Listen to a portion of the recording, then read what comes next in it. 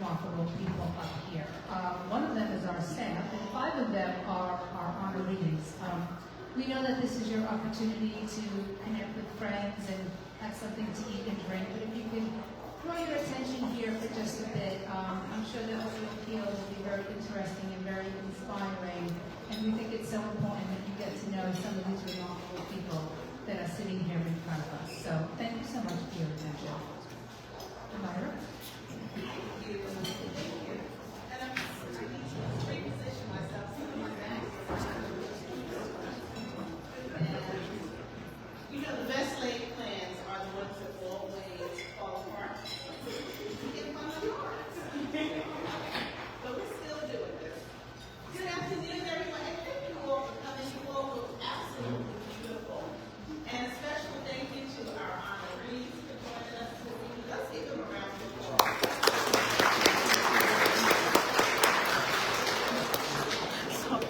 Welcome to our celebrating our survivors. We are here at the fabulous Crystal Plaza located in Livingston, New Jersey this evening. So for those of you that are joining us online, we thank you. Those that are here with us, we also thank you. And we're going to have a fabulous time this evening. Tonight we come together to recognize and honor exceptional individuals who have made an impact in their communities, often in a way that inspires and surprises us all.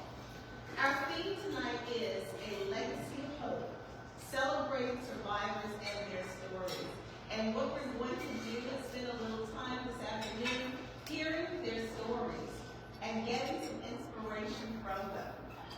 By the way, I'm Myra White. I am the Director of Development at the Brain Injury Alliance of New Jersey, and I am delighted to share the stage with all of our honorees.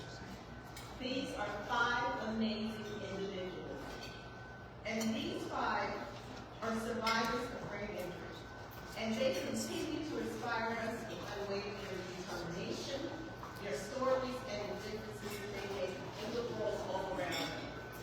Please join me in welcoming our distinguished guests. We'll start with Mr. Richard Anderson, who is a 21-year survivor.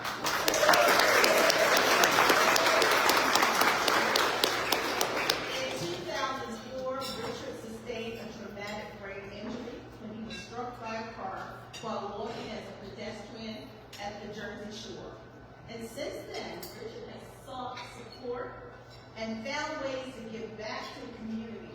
Richard shares helping others in the world with brain injuries is a way of getting the strength needed to deal with what life gives you, which was not asked for. Isn't that profound? We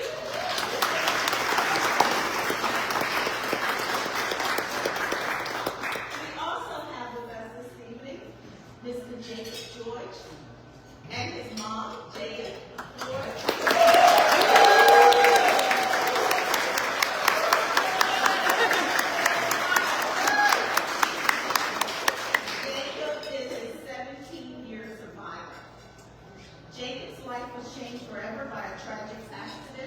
During a Halloween hayride when he was just 7 years old. And despite the challenges, Jacob's infectious smile and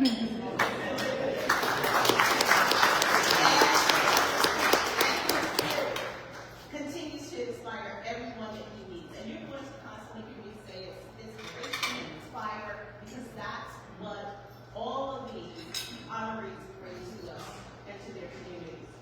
And Jacob's journey is a constant reminder to cherish life blessings and find strength even in the most difficult times. We have next Ms. Lisa Gonzalez.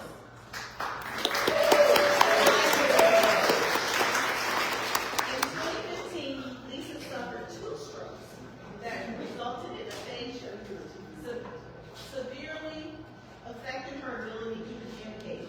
But Lisa didn't let that define her.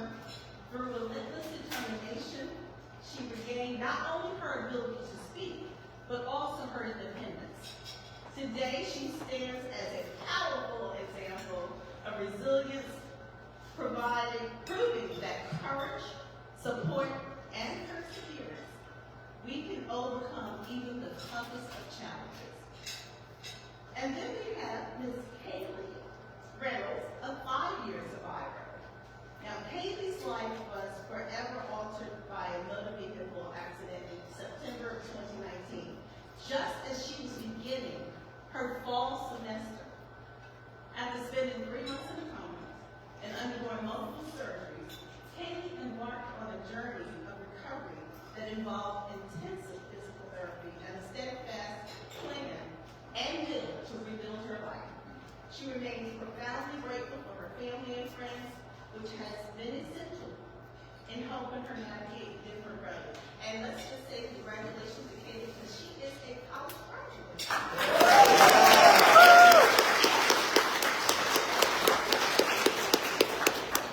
And last but not least, Mrs. Erica Cooper. I think Erica has a fan. She is a 4-year survivor, and Erica faced extraordinary challenges after a life-changing car crash. She had to relearn basic skills, including walking and speaking. Erica's journey is a testament to the power of perseverance, showing that the human spirit has an incredible ability to bounce back and triumph over adversity. Each of your stories is unique and heartwarming, increasing our collective awareness about brain injuries and the challenges faced by those who live with them. So let's give them another round of applause.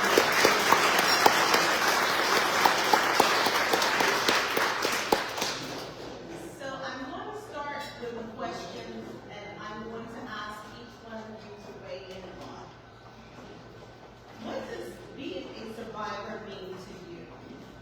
Since your brain injury, you've probably heard the word survivor being used in reference to you all the time. What does being a survivor mean to you personally? And I have to share that I too am a survivor of a ruptured brain aneurysm. So that's how my journey with the brain injury of mine started, wanting to raise awareness. So I understand the word survivor. So this is very personal to me, this forum here, and hearing the stories, because I am one of you.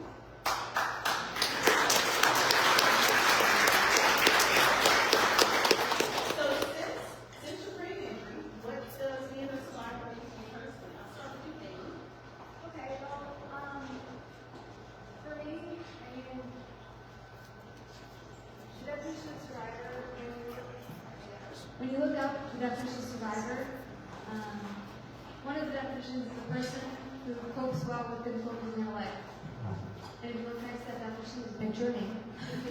And all of us, honestly. But I mean, to me, surviving is continuing to get up every day no matter how hard it is. And to me, it's not just surviving, it's thriving.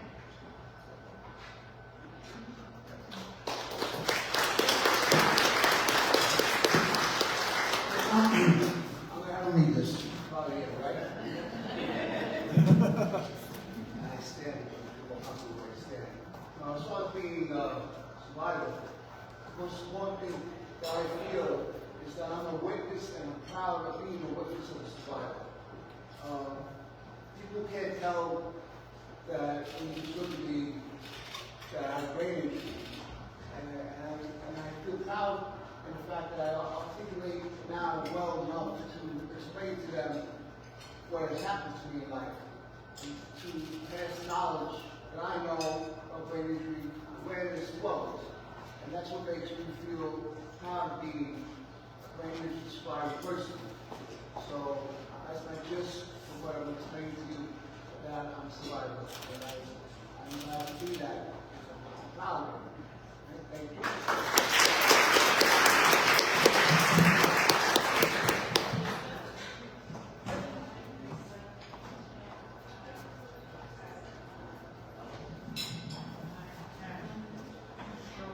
One, I can talk. Two, I can't talk. So I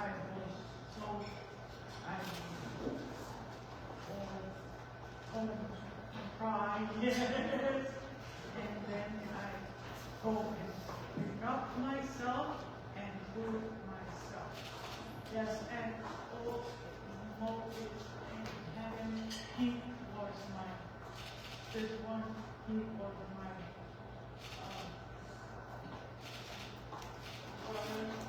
no,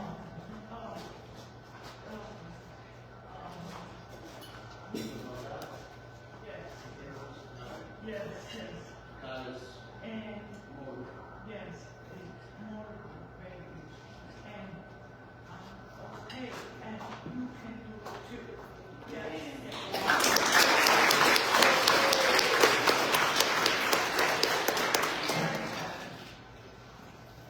Survivor. It means really big things to me. Because when I had an accident, I too had just graduated college, just gotten married, working during COVID. But for me, it's a spiritual thing because I am a Christian. So what I found was in the Bible text, survivor can refer to someone who has endured hardship or adversity. But the focus is often on moving beyond mere survival to thriving in God's grace and His purpose. And that's what it means to me personally, because although my husband is my apostle and my pastor, when you're going through a great injury and having to learn how to talk and walk and having brain fault or whatever, it's getting up even when someone's saying you can't. It's saying that I can endure even though I don't feel like it. It's saying that even with me being on voices for the New Jersey board and the survivor groups, it's coming together to say we all have something in common, but let's encourage each other to live in our new normal with a new happy focus on moving on tomorrow.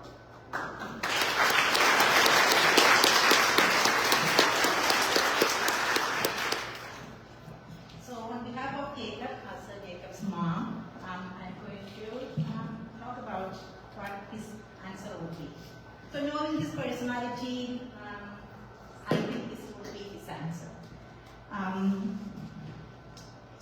Jacob's journey as a humanitarian survivor for all these years actually exemplifies the true essence of resilience and his adaptability.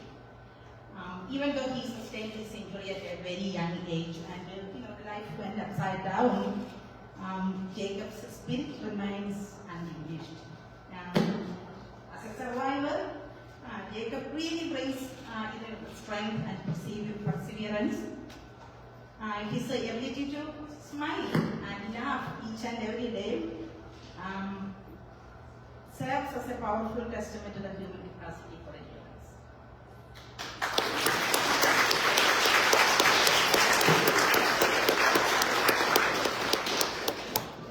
Wonderful, wonderful. Thank you. Thank you. Richard, what motivation and satisfaction do you obtain as a TBI survivor? And for those of you on traumatic brain injury, it's TBI. You don't need this. Question of motivation and Yes. satisfaction. What motivates you? What motivates me is what I can do for someone else. And that's also the satisfaction that I get by talking to other people who have a brain injury. I feel so much, as I said before, I'm proud, but it's the satisfaction that I see out of the face, that I see when someone shows me, after I explain to them that life ain't over because you have brain injury, it's okay, it's all right. Your intelligence level never changes, your window dressing make you think that people think that you're not as bright as you once was, but you are always the same. And that's what motivates me to reach out to others, to let them feel good about themselves. Because it is also what occurs to brain survivors is the negative that they feel about themselves for their future. And I try to make them feel that everything's gonna be bad. It's gonna be okay. That's my motivation.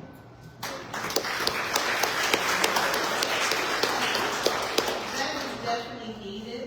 When you have a brain injury, the first thing you think is that I'll never be who I was before.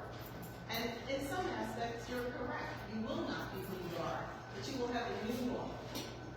And I say that the new normal is better than the former one. So I think that it's just a mindset, and you do have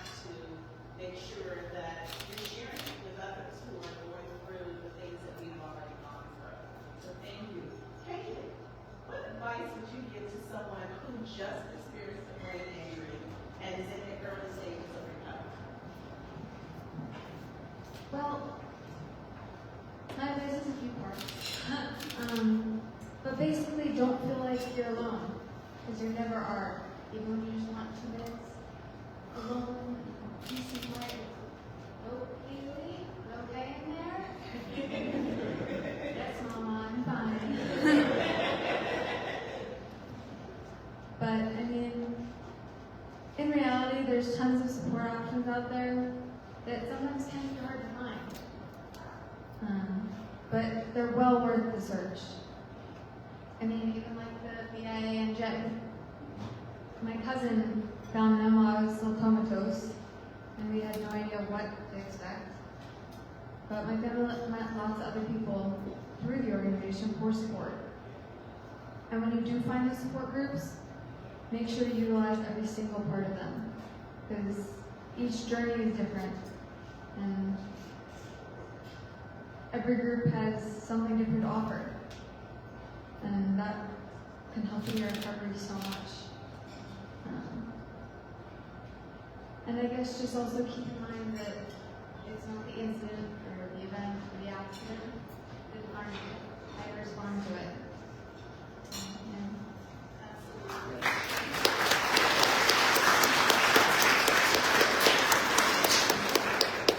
Erica, how did your brain injury affect your sense of self and identity? Did you have to redefine yourself in any way? Yes, my brain injury redefined everything about me because I didn't even understand what was going on.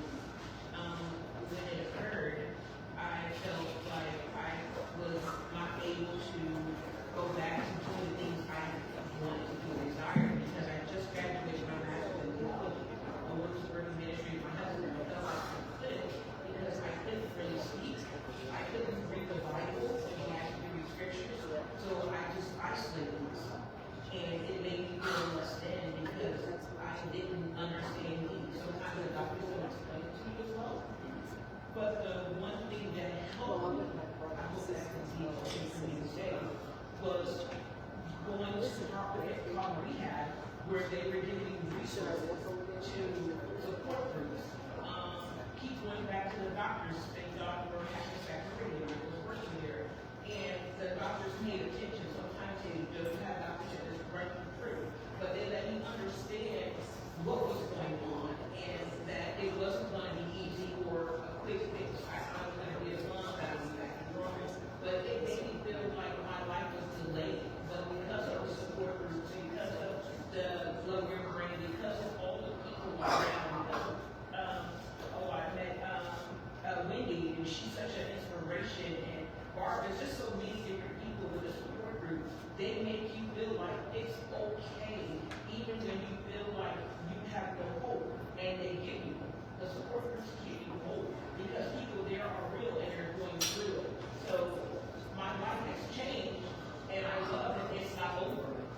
I'm able to help and inspire, like Richard said, other people in that same position. And then we get to share things that we learn from doctors and other things with each other so we can all survive.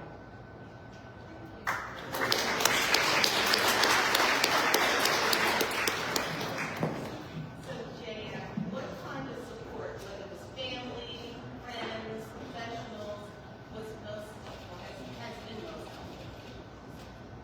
And you can give it from not only from the survivor, but from caregivers.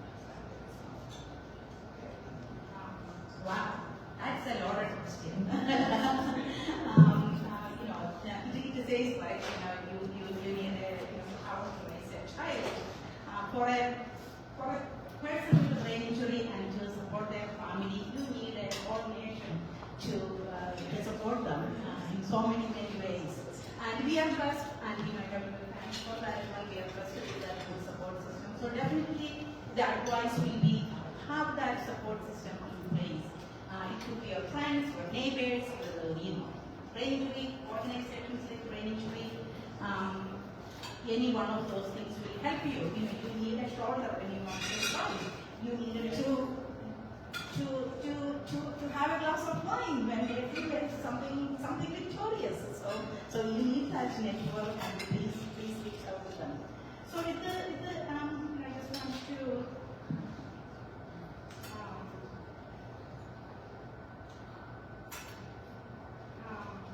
So definitely reach out for help. So our brain journey, though it was and still is extremely challenging, it has revealed a beautiful truth. This world is filled with the compassionate and empathetic individuals ready to lend a helping hand, even if they are not always sure how to do it. So that's very, very uplifting for us, and it has been helping us to go along this path. So, I just wanted to say thank you for my family and all the friends who came, and the Bainbury Alliance of New Jersey. Your presence and your support are priceless to our family, and it's commendable that you still, after 16 years, still standing with us. So on behalf of Jacob, Davis, Jacob, George, and myself, we want to thank you.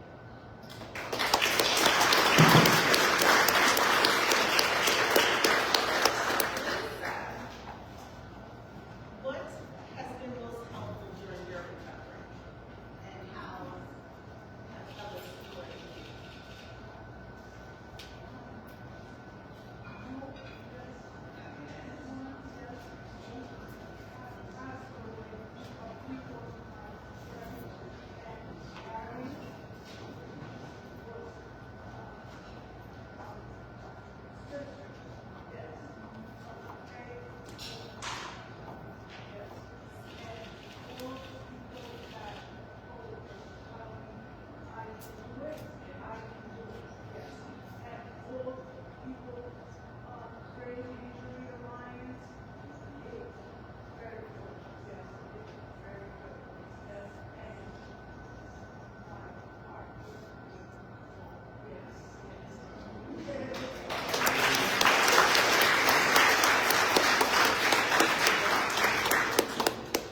And I know you will stay here all day and listen to this, but we are going to have to wrap up.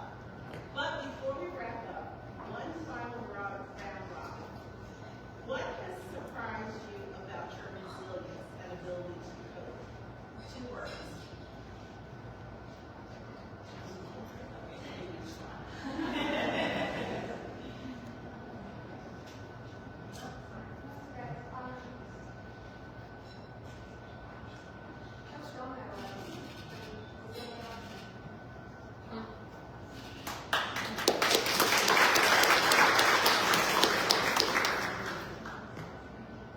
I'll quit.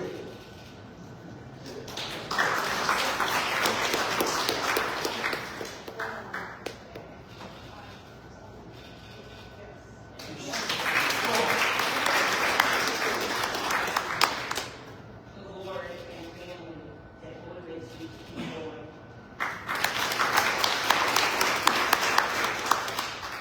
With a beautiful smile, his willingness to live and to fight.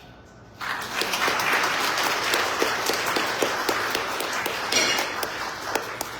like to thank each one of our honorees for being here and for sharing your personal journeys with us, not just today, but always. So we just want to give them another round of applause.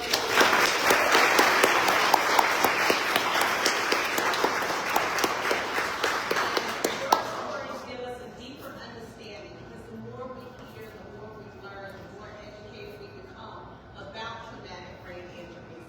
So we want to thank you for sharing and being willing, and for sharing your challenges as well as your triumphs during your experience. So to everyone here in Livingston and to those on the line, we thank you. We thank you for joining us this afternoon, and enjoy the rest of the evening, because this is not it. We're now going downstairs, so if you will make your way